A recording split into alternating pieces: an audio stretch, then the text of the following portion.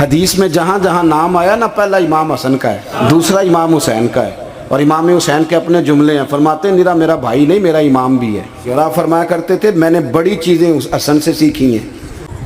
امام حسین خود بتاتے ہیں، فرماتے ہیں کہ اب میرے بھائی نا امام حسن اپنی ایک بیوی کو طلاق دینا چاہتے تھے، اختلاف شدید ہو گیا، بات طلاق تک آ گئی۔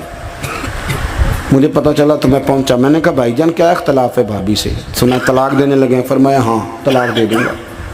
چلی گئی ہے میکے، فرمایا بتائیں غلطی کیا، کیوں دے رہے ہیں؟ تو امام حسن فرمانے لگے حسین آپ نے قرآن نہیں پڑھا؟ میں نے کہا جی پڑھا ہے، بتائیں۔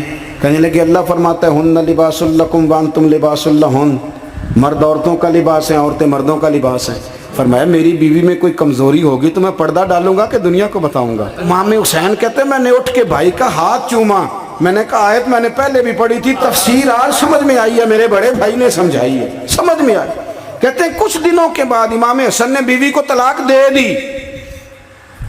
میں پھر آیا اور میں نے کہا میرے شانوں والے بھائی آپ بھی بتا دیں کیا مسئلہ تھا؟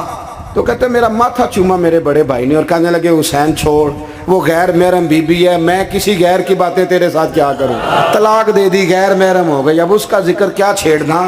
کہتے ہیں میں سمجھ گیا کہ میرا بھائی قرآن کی اس روح کو جانتا ہے جو حسین تک بھی پہنچ رہی ہے۔